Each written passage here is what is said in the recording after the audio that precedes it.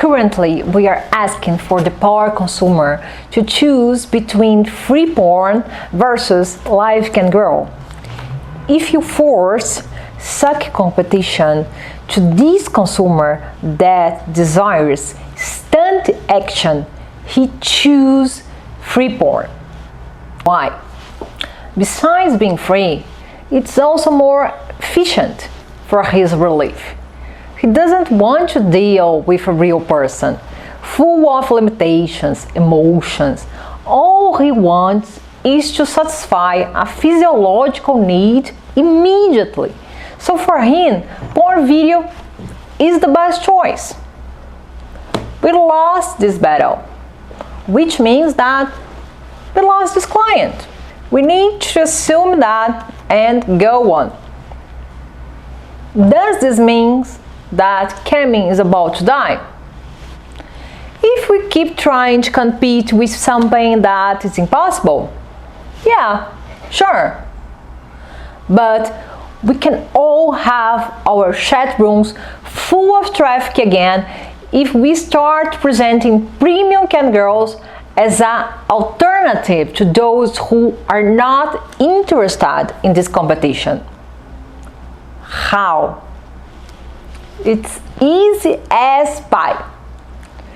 We just need to make the difference of the two words clear and start to sell interactivity and connection instead of continuing with ads that objectify our girls.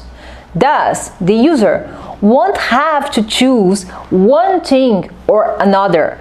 He can have both. Porn is free or freemium, and connection is paid. Let's be positive. From the model's perspective, they don't even like this kind of client, which means that they all will work much more if we will start offering social traffic for them. So it's great that this porn consumer can use freemium and free porn, and we can keep good quality traffic for ourselves. It doesn't sound so bad in the end, does it?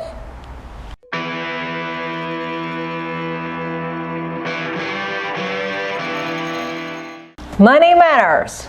We don't need to hide this. I spent the whole presentation saying that we have lost the battle against free porn and that models can make enough money in these 2-minute sessions. Stand up, get naked. This is basically all the investment on ads from cam sites. If they're not making most of their money like that, how are they making a living? It's time to reveal the top model secret. The top model's earnings are coming from building connections.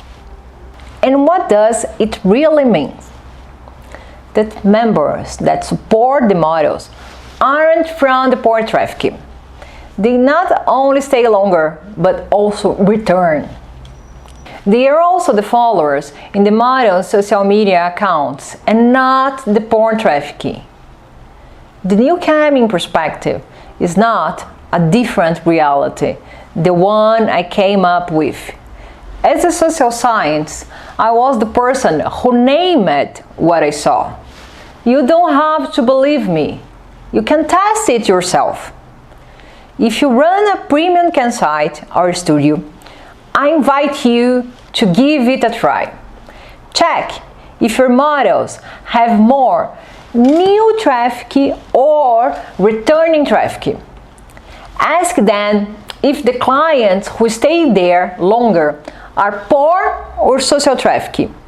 If you discover that most successful ones have more returning social traffic than new porn traffic, I believe that first, it confirms the validity of the new camming perspective, and second, that we lost the free porn battle. But if this is such an obvious reality for all the successful models, how come no one ever talks about this?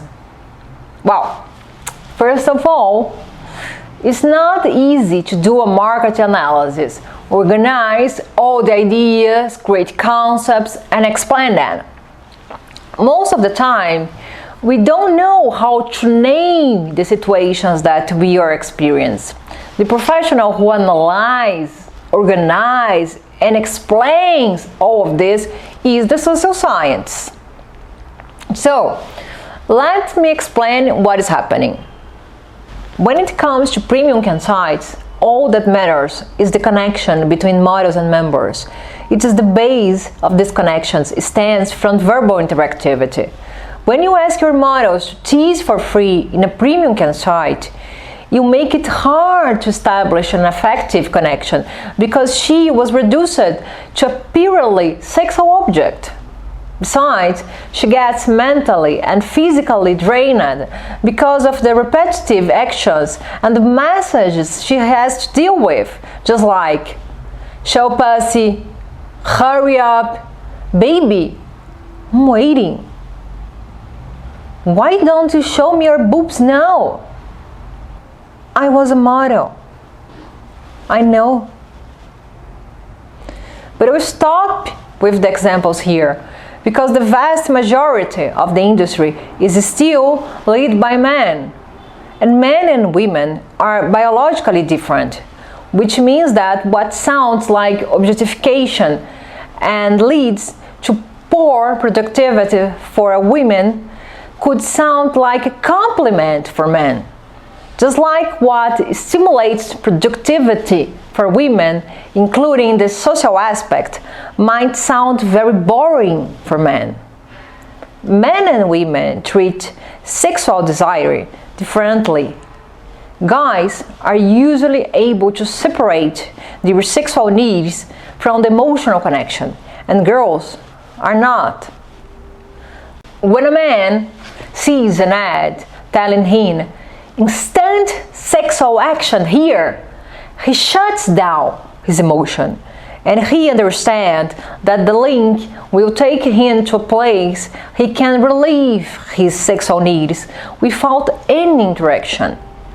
He doesn't know that he is overwhelming the canned girl and that he is not a very profitable customer because he will only stay for 2 minutes and won't return because he didn't even manage to note the campsite's name. Okay? After confirming all of this, we must take the next step together, which is to find a new strategy that can lead us to the social trafficking. Who is it? I'll tell you on the next video.